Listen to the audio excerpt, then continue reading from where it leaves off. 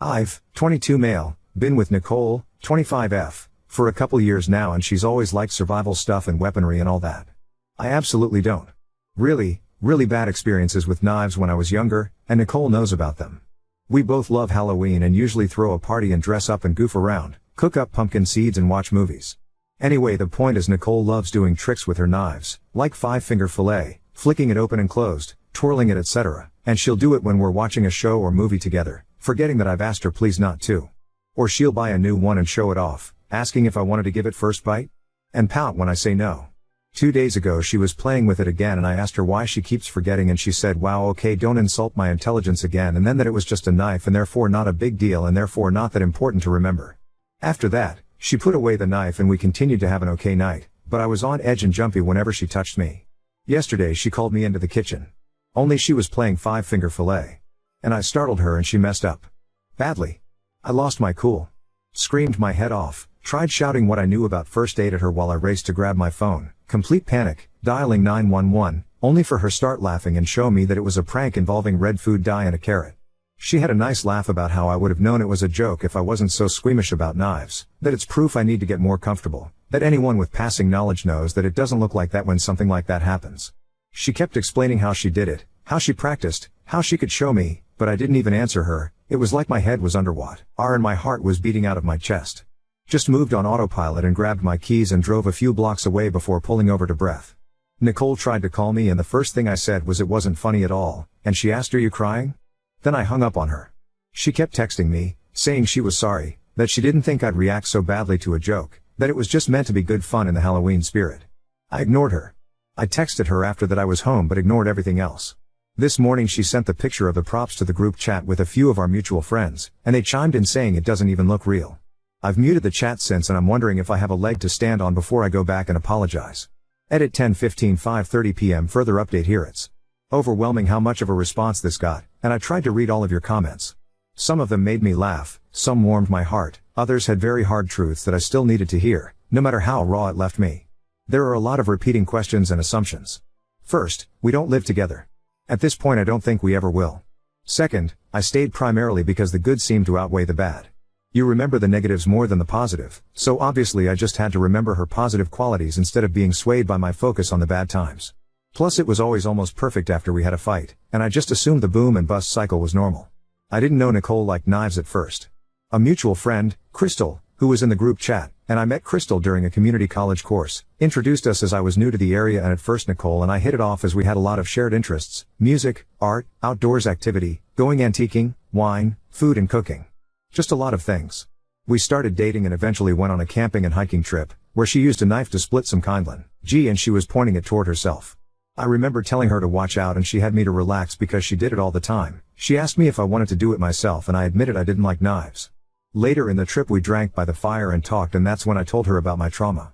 She promised to protect me, and I remember that exactly because I had the mental image of her fending off a mugger and I joked that she was my hero. My trauma has been brought up after that point, and neither of us were drunk at the time. My knife issues typically don't impact my daily life except to make me more apt to be very slow in the kitchen when chopping things. It doesn't seem like abuse, especially when we're good. When it's bad, it's really rough. I don't have really any other baseline as I was a late bloomer dating wise. My dad always said that you should both give 110% in a relationship, but everyone argues. I thought working through the rough patches was normal. That's also why I was preparing to apologize, because it takes two in an argument, so I am responsible as well and need to apologize for my part. In this case, ruining the night with my reaction. I did go through therapy to help cope with the initial incident surrounding my aversion to knives. I was a lot worse when it happened, to the extent where I couldn't have anyone point the knife in the direction of another living being, or certain songs on the radio that were playing at the time, or certain smells.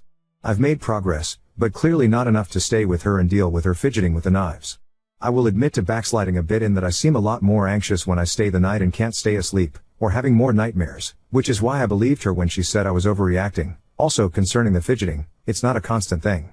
Sometimes she'd go weeks without pulling the knife out. Sometimes she'd complain that I only focus on the fact she had used the knife, versus how long she had abstained, which seems reasonable to point out. Update 1. I did reach out to Nicole again yesterday to talk, and I went with the intention of standing my ground and explaining things so she could understand my side. She greeted me with, "Thanks for gracing me with your presence," and asked if I was here to act my age and talk like an adult. She slammed the door behind me and pointed to the couch so we could discuss things. Nicole opened with my reaction was unreasonable and completely out of line considering the situation. I said that things need to change because the prank wasn't okay at all and she knows I have issues with knife violence and I asked what was funny about the prank. She interrupted and said that ultimatums aren't part of any relationship, so I said I don't think this is working out for us. I don't think we're happy together. Nicole froze at first and I started to explain that the knife thing and our respective stances being so different is not fair to either of us. But she repeatedly asked, so you're going to break up nearly 3 years just because of this? I tried to tell her it was more than just this, it was everything else. It was that she keeps forgetting and triggering me, that she loves playing with them but it upsets me, but she started talking over me and yelling that apparently I think she's an idiot and that I'm the best actor in the world because she never knew I felt so horrible, and that maybe I should call the cops on her for abuse. She grabbed her cell phone and offered it to me again and again, saying go on, call, but when I said we just need to talk, she interrupted with no you won't because you know, I know, we both know, no cop is going to arrest me for a joke. Also, I'm not very tall, 5 feet 9 inches and she's only 5 feet 6 inches, but she was standing right in front of me while I was seated, so I couldn't get up without moving her. After throwing her phone on the couch next to me, she stormed into the kitchen shouting that she should get rid of all her knives because I'm so terrified. She threw a few into the sink and then the whole block of knives into the trash, the whole time asking what about this one? Too sharp? Too scary? When I flinched at the noises she said, oh, do you feel threatened? How do you think I feel when I have to defend myself against your feelings? Nicole told me to quit crying, that I can't just use tears to manipulate her, and mocked me when I said please stop. She said she has to walk on eggshells because she has to deal with a boyfriend that can't handle a single joke without running off into the night. It's not hard to not overreact, literally just think before you go crazy. It's that simple, and that it's ridiculous that a grown man can't handle a knife or a gun, and I refuse to let go of my victimhood because anyone normal would have gotten over it by now. It's been nearly 9 years. She called me stubborn and childish for picking this hill to die on, that I'm not innocent. It's not fair that I'm allowed to ignore her for hours but she can't have a little fun, and is my ego really that big? It's sickening that I don't trust her or think she's smart or skilled enough to handle a knife properly, and it's sexist, infantilizing and insulting. At some point I said I think I need to go home and it was like a switch, and she said please stop crying, I hate when you cry, joked, I think, because she laughed. I guess hibachi dates are off the table, huh? And I should probably take the knives out of the trash now, shouldn't I? She apologized and said since it means so much to me she'll put in more effort. She admitted that I'm such a sensitive guy that if she stopped doing everything that made me uncomfortable she wouldn't be able to do anything.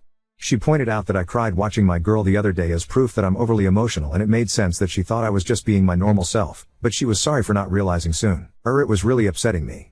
She promised she would do her best not to bring the knives out when I'm around. Nicole hugged me and told me to let go. We can get through this, there's nothing we can't get over, and asked for a chance to start over, fresh start tomorrow, no more jokes. It's stupid but I just said yes. I wanted to go home, get out of her house and leave while she was still acting nice, and I didn't hold my ground. I feel like an idiot and a coward. I got home and puked and couldn't get to sleep again. Today Nicole came and dropped off lunch and coffee for me, gave me a kiss and said she loved me, and all the old ladies in the office were gushing about how cute we are together. I'm going to reach out to one of the guys I'm closer to and the friend who set us up to find out when Nicole got so into knives. Because I remember about 7 to 8 months, and it was shortly after the camping trip and it was Nicole's birthday that she asked for a specific knife as her present, so at least then, but I can't really remember there being anything major before then. I'm going to break up officially with her tomorrow with one of the guys if possible, so I can get my stuff from her place. Update 2. Roll this back over a decade ago for more background. When I was a preteen we experienced a home invasion that resulted in my mother and dog dying and left me with a lifelong phobia of knives and anxiety surrounding blood and break-ins. Directly following the break-in, I was unable to handle a knife being pointed at another living creature. My brain caught on to stupid things and connected them to the events and made them into triggers. Mom's perfume. The sound of glass shattering or a door banging open. A song that was playing at the time. Even now I still hate the song, but at least it doesn't trigger a flashback anymore. Blood on beige carpet featured prominently in my nightmares. I worked extensively with a therapist to process what happened and what I'd seen. Recovery 2. Years of therapy, weeks of inpatient care, medication to help with the nightmares, PTSD, depression and anxiety. We sold the house as soon as we could. I moved out of state as soon as I could. I kept up with therapy and continued to take my medication. My aversion to knives became something minor in how it impacted my life. I was careful in the kitchen and I certainly didn't search out knife throwing competitions, but it was under control in my normal daily life. It helped that everything seemed to be coming together. I made new friends, I was balancing work and school, I just met the girl who'd become my first long-term adult girlfriend. I know now it was just the honeymoon phase, but it felt like we were progressing well even once infatuation wore off. We stood together through highs and lows and the mediocre middle ground where there's nothing exciting, just the mundane. I thought that was the marker of a steady relationship, to be able to stick together even after the excitement of a new relationship has faded. We went on a few trips together, driving across state lines to meet her family or flying back to see my dad. On one of our trips we went camping and my fear of knives got brought up. That led to the break-in getting brought up. She seemed to care at the time, even promising to protect me if something ever happened and offering to help install a camera in my apartment. After the camping trip, I don't know if it was always there and I noticed it more after or what, but she started to be more obviously into knives. Practicing tricks in front of me, showing videos to me, starting a collection. She even asked for a knife for her birthday that year, showing me exactly which one she wanted. Before, she was into camping, into guns, which ironically I have zero issue with, and how to forage, make shelter, purify water, basic survival stuff, and artillery and tanks. She did multiple courses about military history in college and busted out the textbooks sometime, as if she remembered something she thought I would find interesting. But suddenly it seemed like her focus was on carving and skinning animals, on knife wounds and tricks and collecting and displaying knives. She started doing the tricks more often, in front of me, even when sitting next to me on the couch or at the dinner table. She would gesture with the knife without thinking and even pointed at me again, one of my major triggers being knives pointed at people or animals. She started sending me videos of news clips of other break-ins, or news reports of robberies ending in murder, between a bunch of other funny videos or pictures, so checking Snapchat became a game of Russian roulette. If I didn't check the links sent through text, she'd keep sending them and ask what I thought. She'd forget she had the knife in hand when she came up to me, sometimes from behind. My nightmares came back. My anxiety got worse. No matter how often I reminded her to please stop playing with the knife in front of me, or at least not next to me, she would always forget after a little bit. Some part of me refuses to believe there's no way she risked bodily harm just to unnerve me. It came to a head when she pulled a prank where she pretended to cut off a finger. We had a huge fight, our biggest one yet. I wish I'd acted differently and hadn't stormed out, but I did. There is a lot about my time with Nicole I would do differently in hindsight. I was so sure I'd just break up with her for good. I don't know why I didn't stay broken up with her. When I did it first, I did it alone because my friend Jack rolled his eyes and called me a PC for wanting backup. So I did it in a coffee shop instead, hoping the public I could be my backup. Nicole stared at me with this affronted expression and it was like I couldn't find the words anymore. Her eyes were huge and wide and hateful. Like I've never seen anyone glare at me like that. She gripped onto the cup like she was going to throw it at me. I had it in my head to bolt the second she moved because I could see it so clearly. But then she started crying, loudly, and kept asking why I would do this to her and that she hoped I found happiness with someone better since she clearly wasn't enough for me despite doing everything to be a good girlfriend. I felt like shit and people were staring so I wished her well and asked if she wanted me to call a friend but she told me to leave her the fuck alone so I did.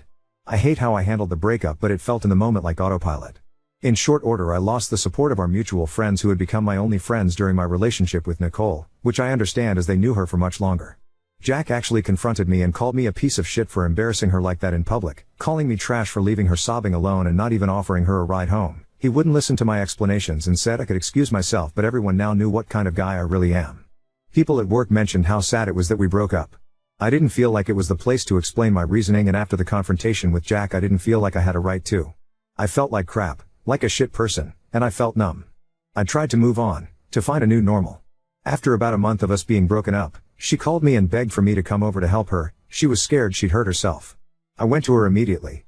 I held her all night, helped her wash her hair after days of not being able to bring herself to. She admitted she'd done a horrible thing and that she couldn't stand how she'd treated me, that she wished she could go back and change so we could still be together. Didn't know how to address that, so I just stayed with her the whole night, and the next day at work she came by to drop off a homemade lunch and to thank me for being there for her. I stupidly let myself get sucked back in. I get that it's my fault. Coffee in the morning became dinner and drinks out became movie nights and going to shows and flea markets together because we still had similar interests. One time she even noticed a booth with knives and directed us away, and while yes it wasn't necessary as I could see a knife display and not be freaked out, it was a nice gesture because before she would have gone there and either bought one herself or asked me to buy it for her, one of multiple changes that made me think maybe she was truly making an effort. That at the least maybe we could be friends again. I started to get invited back into the group somewhat. 2 months later she kissed me. We were both drunk and it didn't go any further. I didn't talk to her about it because I thought she didn't remember, but then she approached me to ask if there was any salvaging us, if she'd proven that she was different now and things would be better. I thought maybe. I stayed, because she really had been so sweet, it was like starting over, and we got back together. I was permitted back into the friend group in full, though Crystal had stopped talking to everyone and Jack still refused to talk to me, and while it was awkward at first, soon enough we were acting like we'd never stopped being friends for even a minute. It felt so good to go back to normal, it was like a weight off my chest and like I could breathe again. It was nice for a while. She was so careful about the knives thing and it really did feel so normal and steady. Sure we had small fights but we always made up shortly after and she'd be overwhelmingly loving after the fact. It felt like it was before, so it felt normal. I can't pinpoint when it started to creep back, but maybe when she started watching documentaries on her phone with the sound up high while sitting next to me, or when she'd poke or grab me while I was cutting up dinner then laugh at my startled response. Or she'd scoff if I teared up watching or reading something then tell me later that it was out of fondness not exasperation and I really needed to stop reading so much into it. Or she'd yell at me for forgetting something that she never even told me about, and then the next day she'd get frustrated that I didn't insist properly that she was mistaken. Like it was all small things that on their own weren't even that big of a deal and I didn't feel like I could just speak up about it or else I was nitpicking her. In hindsight I was making excuses and clinging to when she was nice to me, trying to do anything to make sure we just stayed happy and without bumps. Part of it was that I knew now that I'd be alone, that no one would understand why I'd throw away a good relationship, that being with her was the best thing that could ever happen to me. We moved in together 4 months after our getting back together. She was hinting around that it was the only way to prove to her that I'd forgiven her and that way we could move on and be happy. She insisted I move into her place because it was easier to move an apartment into a house than the other way around. It constantly felt like she was dangling that night where she was suicidal over me, like one wrong move from me and maybe the next time she wouldn't call for help. When we had fights, she paced through the house flicking a knife, looping from the bedroom to the living room to the office, or said every single argument was really due to the fact I was holding a grudge over the prank and that we wouldn't be arguing if I just grew up and stopped taking out my trauma on her. She'd tell me not to piss her off because it would be too easy for her to make a mistake and no one would think twice about what happened. A few times she'd gone on a rampage and overturned tables and threw glasses into the sink and dishwasher and said we were done for good, only for the next day to blow up my phone begging me to talk this out or have her friends encourage me to swallow my pride and go back to her because she's miserable without me and she's trying so hard, or she'd just wake me with a kiss after making me sleep on the couch as if the night before never happened. If I asked about the night before, the fight would start all over, yet this time it'd be my fault because she was trying to move on but I was holding a grudge. The following nearly 10 months were the most terrifying, anxiety-riddled period of my life, and I only had myself to blame. Coming home from work I puked my guts out more than a few times on the way just because I didn't want to go back to her. I felt trapped. She threw away the blanket my mother had knitted me for my crib because it was dirty. It wasn't dirty, it was a knit blanket that had been repaired repeatedly and hand-washed frequently, so she'd accidentally put it through the wash and destroyed it, then bought a completely different throw blanket as a replacement and got mad when I didn't consider the matter resolved. She pulled another prank, this time with a fake positive pregnancy test, and berated me for not being overjoyed because I immediately started panicking about the cost, bringing up a child in our dysfunction, and handling the stress, rather than being excited. I feel like she wanted me to be happy so that she could crush my joy, and so was angry that I didn't play to her expectation. That night she threatened me with a knife, pointing it at me and saying she should just snip me right then since I didn't want to have kids with her, and then held me as I sobbed because I went into a panic. I didn't want her touching me, but I didn't know what else to do but let her and to apologize to her. Another time she put the knife to her own throat during a fight and said I clearly want her to kill herself and didn't stop until I screamed at her begging her to stop. Sometimes when driving she'd start speeding and swerving, or closing her eyes while on the highway, and saying my fear meant I didn't trust her. Nicole just kept getting worse by the day. I remember waking up one morning with a moment of clarity. I knew she'd eventually kill me, I was sleeping next to my murderer. It still wasn't enough to push me away. Escaping her orbit seemed like too much, more than I could handle. Everything I had in me was focused on just surviving day to day. I never knew if she'd break up with me on a whim or pick a fight or be constantly pushing me closer to a panic attack all night or if she'd flip and be so sweet and caring. I felt like every day was Russian roulette hour to hour, every word I said or action I did or didn't do a chance to start a raging fight. She'd tossed out my antidepressants and anti-anxiety medication one night and then during the resulting argument she made a big show of forgiving me for raising my voice. I shouldn't have done that, I have no excuse, and then helping me call in an emergency refill. For weeks after, because I said I wanted to break up during the argument, she would ask if I was going to try to run away every time that something went wrong. Takeout order wrong? I spilled a cup of water? Streaming service not working immediately? Oh, don't get your panties in a twist and run off, and do I have to worry about you leaving me over this mistake, too? Eventually that tapered off, but maybe once a month during a fight she would tearfully go to our friends and ask them to mediate, then during the meetings say that I kept threatening to leave her again over nothing and how scared she was of losing me when she didn't know what set me off. More than a few times she showed me texts from them where her friends were saying how she deserved better and didn't need to put up with me, but she'd tell me I don't listen to them because I love you anyway. She'd slap me and push me during arguments. I could never do anything right, because even doing what she wanted without argument or not looking her in the eye could be enough to send her off the rails. Sometimes as a joke just in Gene, Raul, one of our friends, would pull out a little pack of tissues and hand it over to me in case I'd run out or make a production of hiding the butter knife at dinner under the napkin. It was humiliating, but if I spoke up, suddenly I was oversensitive, an embarrassment, no fun, and I had to learn how to deal with adult friendships and jokes, and they'd ask her how she could stand it. As a result I didn't spend much time with them either. Usually Nicole would just go out with them and I'd stay home, which was the most relaxing I've ever felt during that time, except for when she started randomly coming home without any notice or timeline, Like saying she'd be home at 6 but then not coming back till midnight or early morning, or saying she'd be gone until 10 and coming early back at 2 or 3, or randomly calling the house phone to make sure I was home and getting angry if she even thought I sounded breathless, accusing me of having left. She started hinting around that marriage would be the logical next step and I was insulting her by not having proposed yet. Then she bought an engagement ring with my credit card and started showing off to all her friends how perfect my choice was. I didn't want to marry her. I felt bad for not wanting to marry her. I wanted us to be happy, and maybe giving her the wedding she wanted would help. I didn't want to marry her. In all those months I never went to sleep feeling safe. I lied awake in bed hyper aware of how close she was and trying to go over in my head if I had behaved well enough to keep her happy and what I could do to prevent another explosion. In hindsight it's sickening how long I let this go on. In the moment it was just about all I could think to do. I often woke up with nightmares which would in turn piss her off and set her off in a mood for the next day, but if I suggested sleeping separately she would rage about how I was calling her a shitty girlfriend / fiancé / etc. I started to keep a notebook at work and just write shit down. Things she'd done or said, incidents and what I'd done to set her off. It helped me feel more sane, and also more like a fucking moron because I could read back on times she actually hurt me and I still hadn't left. Every time I thought about leaving I felt sick inside. I'd lose every social contact I had. I would have to find a new place to live. I'd have to bar her from my workplace, but they can't do anything without a restraining order, and that itself felt like a hurdle too. I dropped all my old friends in favor of her and felt like they'd refuse to even talk to me again. I was the idiot that let her back into my life and rekindled the relationship, despite overwhelming feedback. I was stupid enough to deserve every bit of what was happening, and too dumb to deserve to escape after wasting my previous chances. I hated myself and had frequent fantasies of just ending it all. The worst part wasn't the anxiety and terror though. It was when she was sweet and caring. For example, she always went all out for my birthday or anniversaries or Christmas, with thoughtful gifts, except for the year where she kicked me out for the evening after throwing some decorations at the wall because they stopped working, for which she blamed me because I put them up. She was sweet and gentle one day, or even for a week or two, only to slowly start ramping up the tension until she exploded yet again. She had an uncanny ability to blame me in ways that made me feel responsible for her emotions and for forcing her to react violently. When we drove out to visit my dad for Easter, things started to change. Dad was concerned about how quiet I'd become and that I hadn't come for Thanksgiving or Christmas or even called on Nye like I used to. That I looked tired, unhappy and thin. Nicole was on her best behavior the whole time and even left her knives in the car, even tried to get everyone to focus on the engagement ring, but Dad still saw something was wrong. For 3 weeks after he kept trying to contact me, but she wouldn't let me talk without her in the room, and she checked my phone anytime she left me alone and checked the records online to see if I had deleted any calls. Eventually I managed to get a burner phone and hid it at work, which allowed me to talk to my dad freely. He flew over with my uncle and they helped me gather my stuff from her house. When Nicole started sobbing and begging me to stay, my uncle kept her from the kitchen knives and had his phone ready to call 911 if she tried to hurt herself or us. When Nicole started to insist I was taking her stuff too, even though I was only taking things either I brought with me or I bought for me, I just let it go. She got to keep a few sentimental items of mine and the loss hurt still, but the most important ones I was able to take, like I was able to get all my documentation and cards out of her house. I didn't even bother with the ring. It was just money and she was already acting up. Uncle drove my car home while Dad had me fly with him.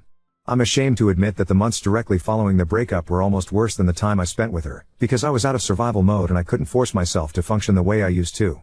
I felt like a parasite on my father, unable to get my shit together, falling apart over nothing, being so volatile it frightened me. I'm in therapy again. Sometimes I feel better, like I can see a way forward, but then I feel like I'm back in the thick of it and I'll never go back to normal and I'm permanently broken. Worse, every time I cry or get triggered or have a flashback, I can still hear her voice in my head calling me over emotional and too sensitive, that I'd be fine by now if I just got over myself, that what I went through wasn't that bad.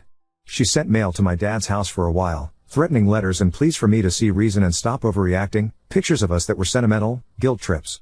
At first I didn't get a restraining order right away against her because I moved, something about the jurisdictions and courts, but when she sent those letters it helped at least make sure she couldn't continue to contact me. I found my old laptop a while ago and it had the password pre-populated. It wouldn't leave my mind, especially when I read what people were saying. Right now I'm just rambling to get my head straight, to be honest, but my DMs were full of people saying how the sex must be amazing, how stupid guys get when they want to stick their dick in something, that I don't have balls or a backbone clearly and I just need to man up. Basically everything I told myself to remind me of what I did to deserve being stuck with her. I don't know if I can muster the courage to address any responses to them, but I really just want to tie up this loose end in my life so maybe I can stop rehashing it mentally and finally move on. I might also give my therapist the notebook I kept of Nicole's abuse, but I haven't wanted to even look for it. There's still a box of shit that I haven't opened up because it's all fucked with my head so much. What I wish I knew at the start of all this shit was that any amount of genuine discomfort isn't an acceptable price in a relationship, and you're allowed to stop giving them more chances even if they're trying and seem sorry. You're not obligated to help people change, even if you love them, even if they do slightly better.